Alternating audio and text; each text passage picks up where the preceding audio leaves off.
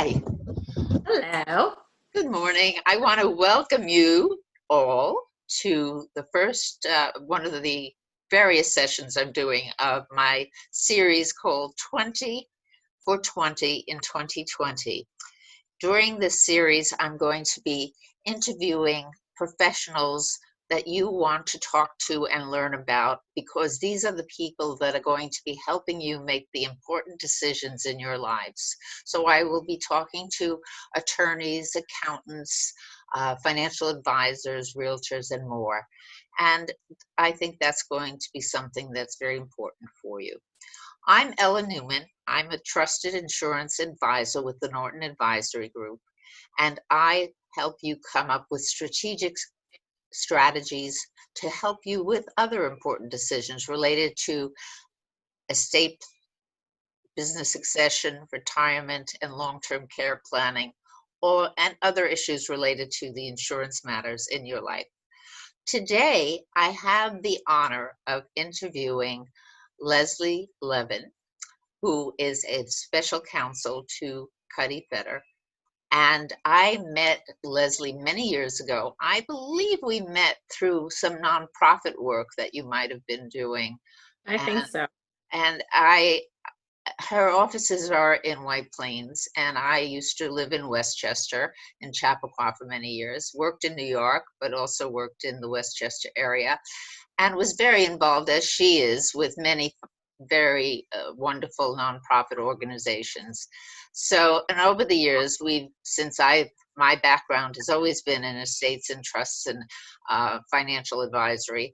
I have interacted with her many times over the years. Her credentials are amazing. She's been nominated as super lawyer in the area, has done so much. And if you go to her website, which will be recommending at the end of the year, she gives you some very in-depth and helpful clues on how to start the estate planning process.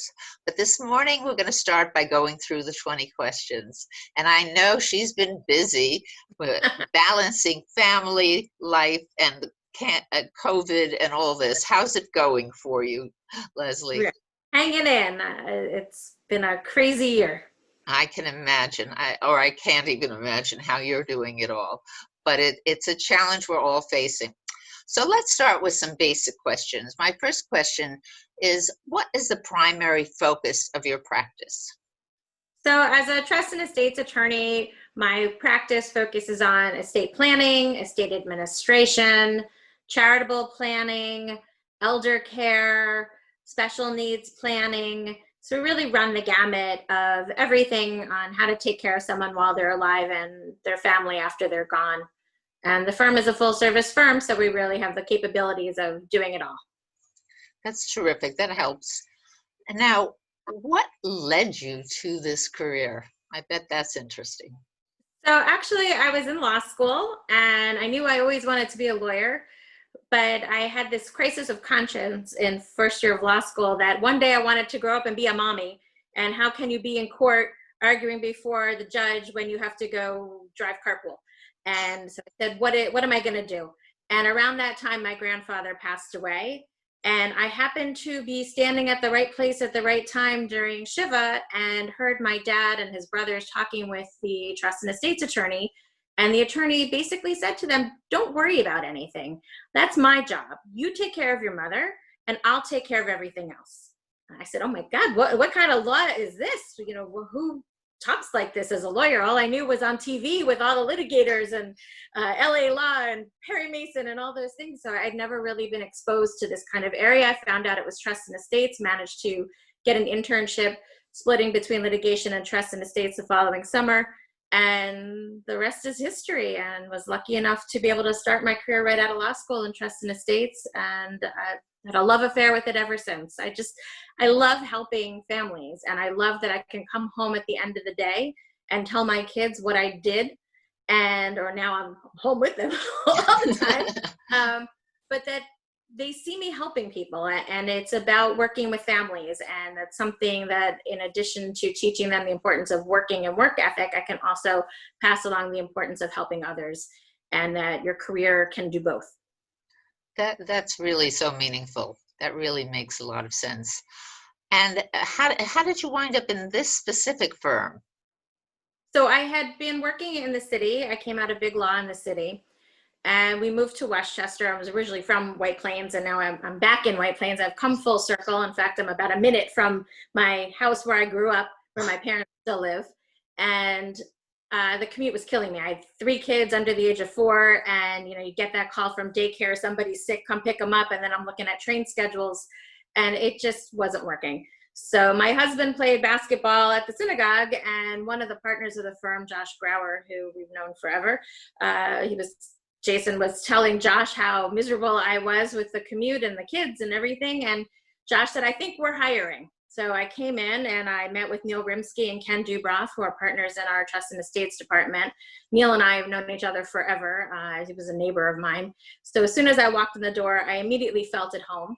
And I will never forget that day, because in the middle of the interview, I get a call from daycare that there was a huge rainstorm going on. Daycare was about to flood. They were evacuating the children, and I needed to come and get them. So I said, I'm sorry, I have to cut the interview short. I've got to go rescue my kids. And I ran out of there. I rescued the kids. The daycare flooded. It was back in, I don't know if you remember when Mamaroneck flooded years ago. And I still got the job. So I said, what a great place that puts family first, that you can cut out in the middle of an interview and still end up with the position. It really, they don't just talk the talk. They really believe that family, it comes first, and that work, of course, is important and good work product, but you also have a family to take care of. And to be able to balance that was just a dream. That's saying a lot about the firm you're with, and that's really special. And I can totally relate to how crazy it can be when you're raising a family and having a career at the same time, since I was one of those people that did the same thing. And I remember dreading those calls in the middle of the day that you have. I'd be in New York working for a major bank as a private banker and get these calls that I had to hop on a train up to Westchester because we lived in Chappaqua to take care of some issue or some matter that was impacting my children as well. It was much easier once they got older, but those early days were quite the challenge. So totally get that. So now, in terms of your career experience, what stands out as some of the highlights of situations you dealt with? So I think the first highlight I can think of was my very first client that was not related to me. When I first started practicing, I took care of my parents' estate plan and mine and my sisters. And so when one day a friend of mine reached out and asked me to do it, I was so excited. And my boss at the time was great. He was so encouraging and was so proud of me. He said, congratulations on your first client that's not related to you. And at the time, that client was one of my friends from law school, just married, first one of us to get married and have a baby, had more debt than assets, and not really the kind of client a big firm in the city is looking for. But my boss was so much of a mentor and encouraging. Donald Perry, at the time we were at Back Tally, he's now at Phillips Nizer, that he just encouraged me. And I have to say that client is now a partner at a major firm in the city. And not only do I represent him still, but I represent his parents and his aunt and uncle, and handled his wife's father's estate and worked with her mother on estate planning, his college roommate. And I always think back to that moment when my boss said to me, go for it, take the client. Who knows where it's going to lead you?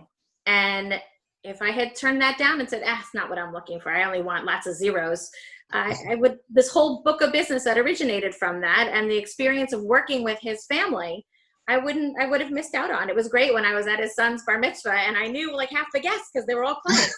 It was fun, it was a whole new perspective, but it felt really good to do that. So I always look back on that as sort of one of the highlights of my career, and it's something that's really stuck with me.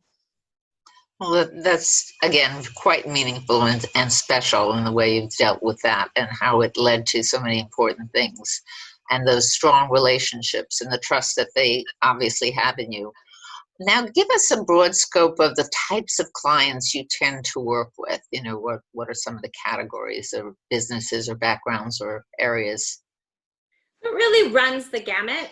Everything from, blue collar to entrepreneurs to, just got married, had a baby, to grandparents with lots of wealth, complicated assets, professionals, attorneys, doctors. And I think it probably does harken back to that, first client, my friend, who really didn't have anything and it blossomed. And so I rarely say no, which sometimes gets me into trouble. But I always think back, well, you never know where this could lead. And even if it doesn't lead anywhere, at least I know I helped out this person or this family. I work with a lot of multi-generational clients, as I said earlier. And that I love, because I think one, I really get to know the family, and it helps with the planning, because even though I can't share confidences, whatever the parents tell me, I can't pass on to the kids and to the grandkids, but I know it. And so when I do the planning, I'm aware of certain assets, maybe some complicated asset, some kind of philosophy that drives the family. And I'm able to use that knowledge to help successive generations and make sure everybody sort of stays on track and keeps the goals, the family goals, in mind as they do the planning. So I really welcome the opportunity to be the family lawyer. That's great. Now, in terms of dealing with clients, what are some of the problems or issues that you've helped your clients address? Well, my main goal is sort of harkens back to that moment when I was standing around the corner and heard my grandfather's attorney say, "Don't worry, I'll do the worrying for you." And I try and figure out what's keeping my clients awake at night, and how can I give them a good night's sleep. So what is it? Is it family? Is it children? Is it parents? Is it assets? Maybe it's multiple things. And how can we find solutions to those problems and give everybody a good night's sleep and sweet dreams? We'll focus on succession planning. We'll focus on tax issues. We'll focus on just taking care of whether it's mom or dad or the children or grandparents or whomever. We'll take care of it. Okay. So now, when you're working on these issues and in terms of estate planning, what are some of the things that go into the process when you're working with that client? So I like to give my clients a little bit of homework before we meet. I have my homework memo, and over the years I keep saying that I really need to come up with a better word for it. But really, at the end of the day, that's what it is. And I find that the clients who take the time and do a little bit of homework, we have a sort of a more efficient process from the get-go. And my memo asks for basic information, sort of, name, rank, and serial number kind of things, address, phone number, social security numbers, dates of birth, asset information, and not just, I have a million gazillion dollars. It's, I have Chase bank account 1, 2, 3, 4, 5. It's joint and it has X dollars. And then I have Fidelity, IRA, and this one is mine and this one's the wife's and this one, and we have life insurance, we have long-term care insurance. What are the assets and how are they titled? How much is in them? Account numbers. The more information I can get. And the reason why I want that information is because estate planning is really a two-pronged process. One is the things that keep us up at night, worrying about our family. And the other piece is then the tax overlay of that. So it's great that we've come up with a plan on how to protect your family, but will there be tax consequences to that plan? And also, not all assets pass through the will. So I could draft you the best will in the world, but if you don't take care of your life insurance beneficiary designation form, it doesn't help with the $1 million policy that you have. And where is that going to go? Same thing with retirement accounts. So we really take a holistic approach to everything and try and tackle it.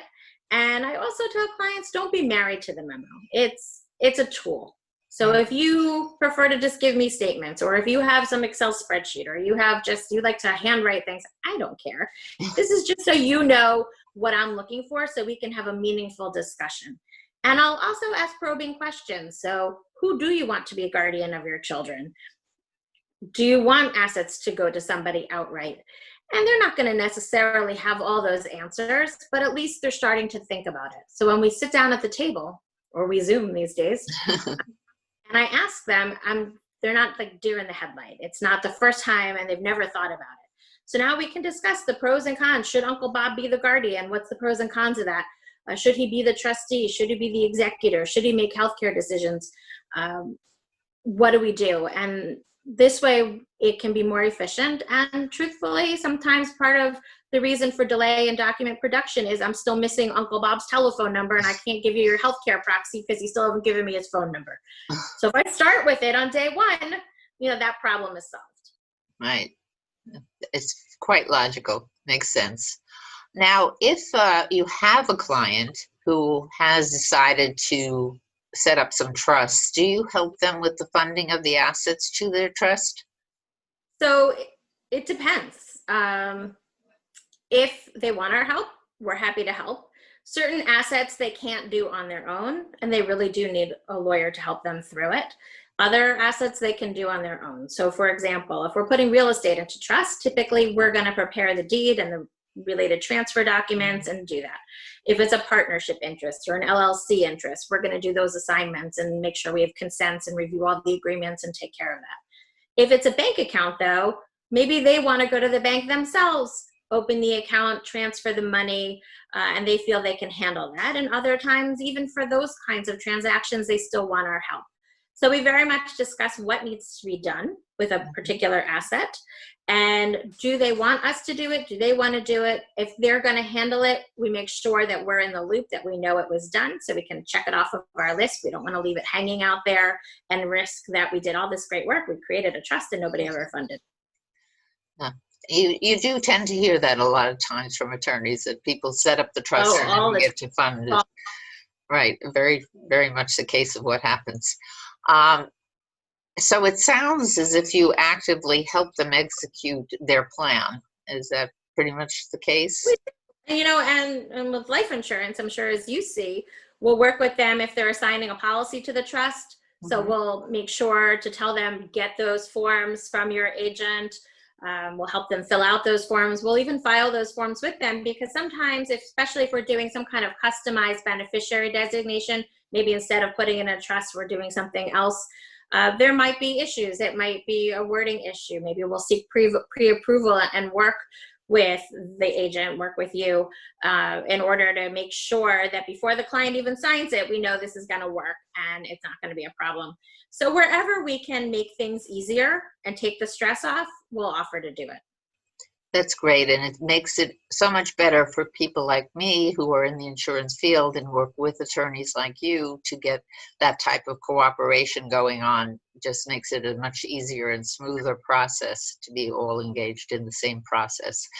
Now, in terms of when you're working with clients, do you also provide a formal updating and reviews and maintenance programs for your client?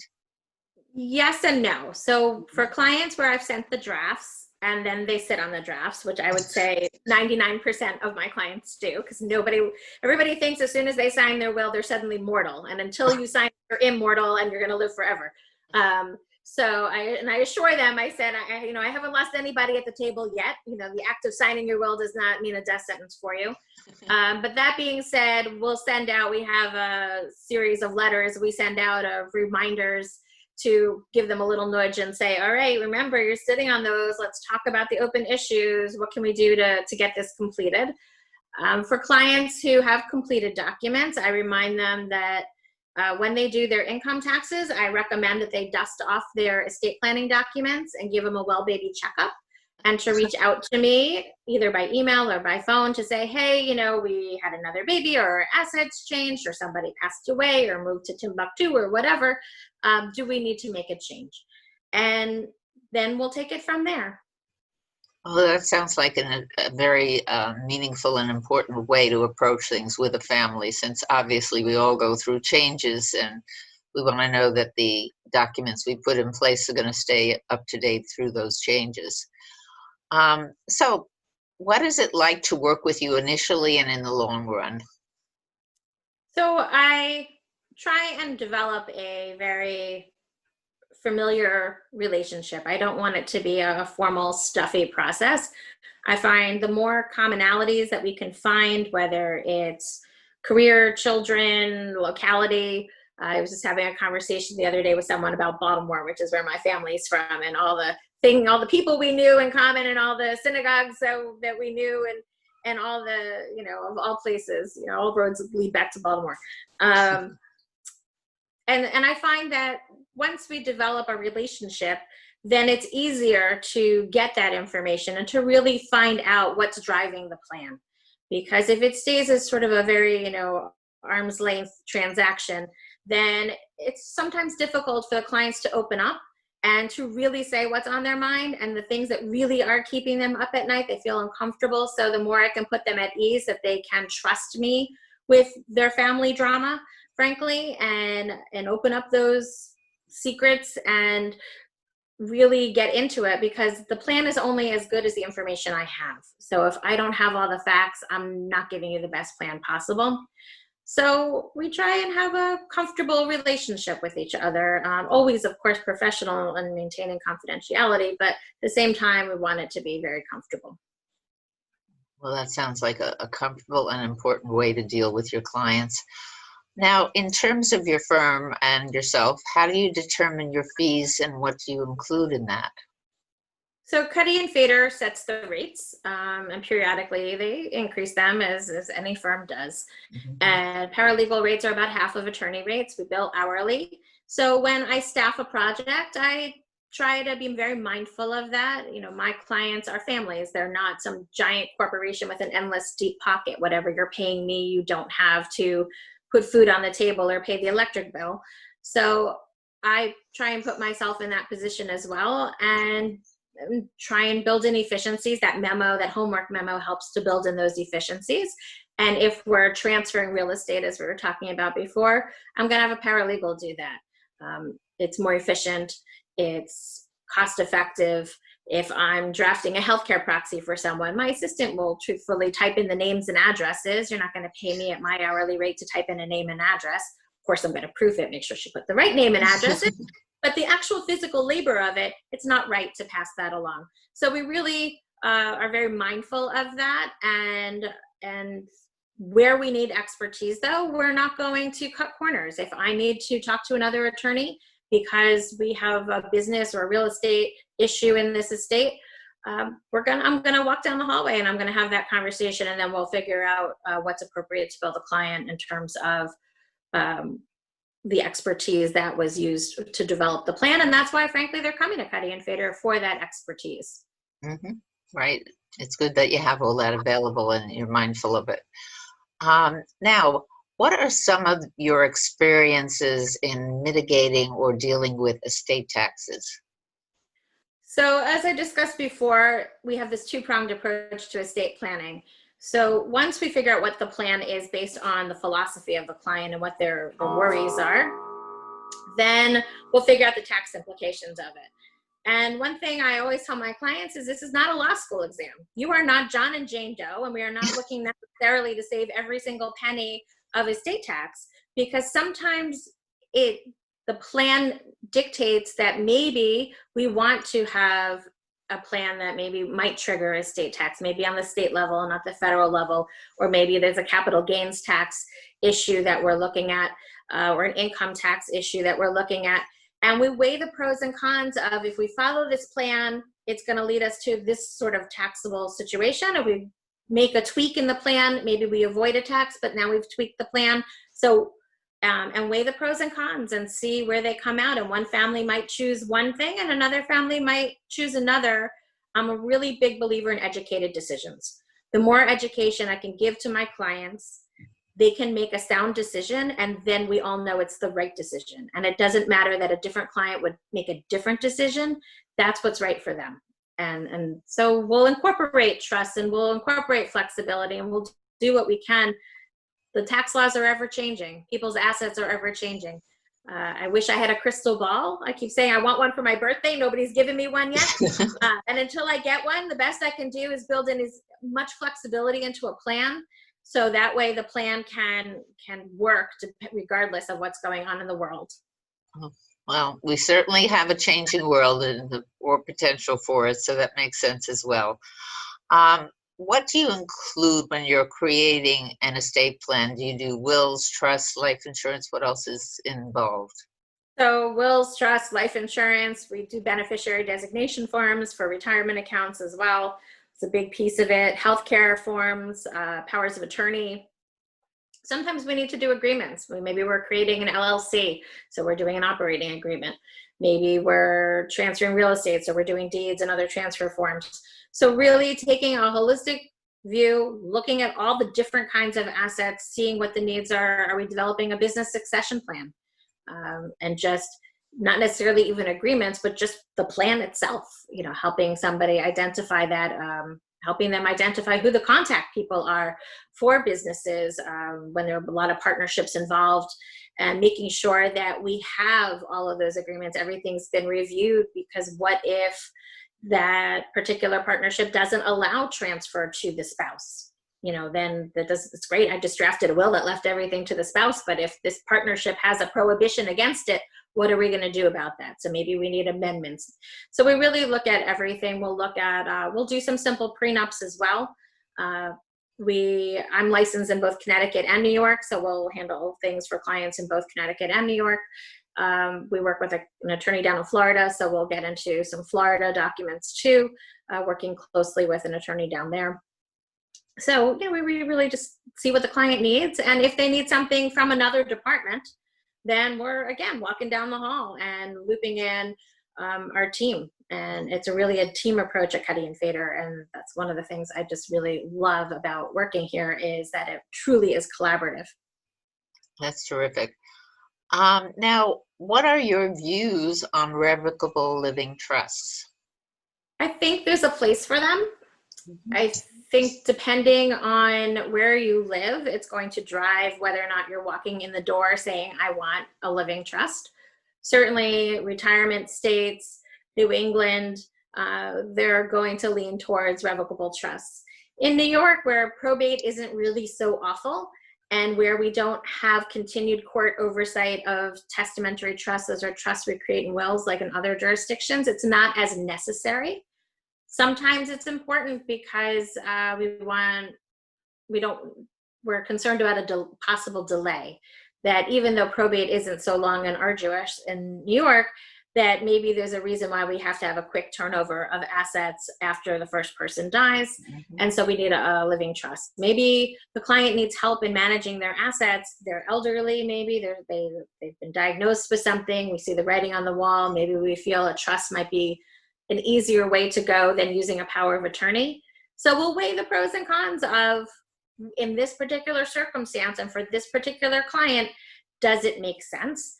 And certainly if they walk in the door saying, I want a trust, again, it's education. We'll say, I understand your best friend in Florida has one, because that's what they do there. Let me explain to you what we do here in New York. And if you still want one, then of course we'll do one. Well, that's understandable. In terms of other issues that you wind up addressing with your clients, what are some of those things that tend to come up? I think by asking probing questions and getting to know the family, we can see if, besides just they've come in the door for estate planning, are there other issues? Do they need to do elder care planning for a parent, perhaps? Is there a special needs child and we need to do some special needs planning? Do we need a guardianship for somebody? Business succession planning.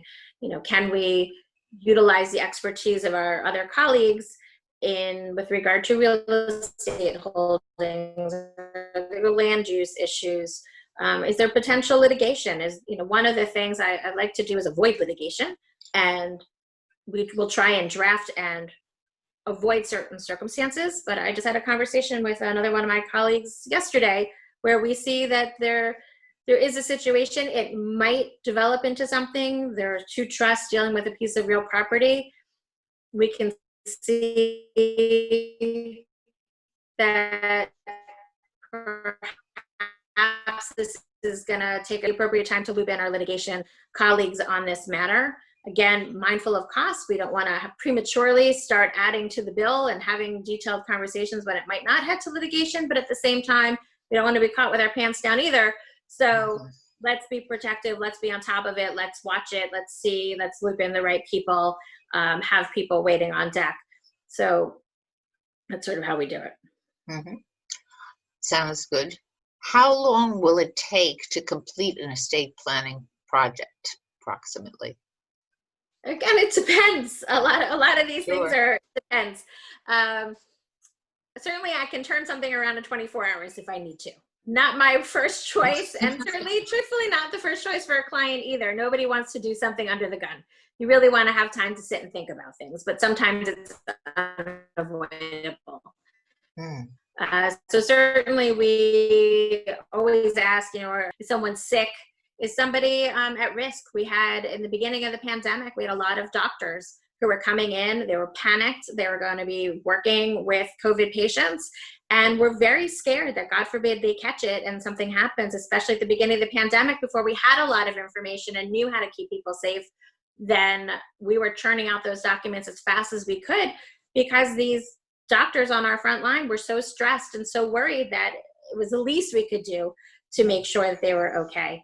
In the general context of things, it usually takes a couple of weeks. We'll meet with I'll send the memo, we'll have a meeting, we'll draft the documents, we'll look at the drafts, maybe we make some changes, then they sign it. But we can speed it up or slow it down as much as we need to. Sometimes the client wants to hit pause. Something else is maybe going on in their life. They think it may affect things, so we may pause it to get that information. And other times it's hunting down Uncle Bob's phone number and it's 30 emails to get it. And this is dragging on for a year because I still have this big line in my documents because you can't get me, the final information I need. Mm-hmm. So it's a combination. Sometimes my own life gets in the way. I'm a mom. I have 3 kids. I get sick sometimes. So we'll manage expectations and let clients know what's going on. Of course, that makes sense. When you do send an estate plan document out to a client, at what point do you actually send those documents out generally? Usually once we feel we have as much information as we either have or are gonna get, we'll send it out. And I always include a letter of explanation with my documents. I call it the Cliff Notes, and that way they can get through it. Sometimes that legalese in the will is hard to digest, so if you use the letter alongside of the will, then you can sort of stomach the whole process. And to the extent that I am missing something, I usually underline it in the letter just to sort of highlight it so everybody can focus on that. Helps the client focus on what issues we still need to discuss. It helps me focus on what the open issues are. And sometimes we have really all the completed information. So it's just a matter of the client seeing it now in print. And is it truly what they want now that we've talked about it? Now it's written down. If it's no changes, we're good to go, then okay, when can we sign? So and other times when you see it written down, you say, that's not really what I want, let's make a change. We just had that yesterday with someone who, and once he saw a particular clause he had me put in regarding 2 of his children, and he saw it written down in black and white, he said, you know what, I don't think I want that in there. And so we're changing it, we're tweaking it. But that's part of the discussion. And truthfully, sometimes as I'm drafting, maybe something will come up that I hadn't thought of earlier and I hadn't raised before I started drafting. It wasn't until I was in the thick of it that I thought of it. So then I will either reach out to the client midstream, or I'll just put it in that letter and we can talk about it once they have the drafts. Mm-hmm. Okay, that makes sense.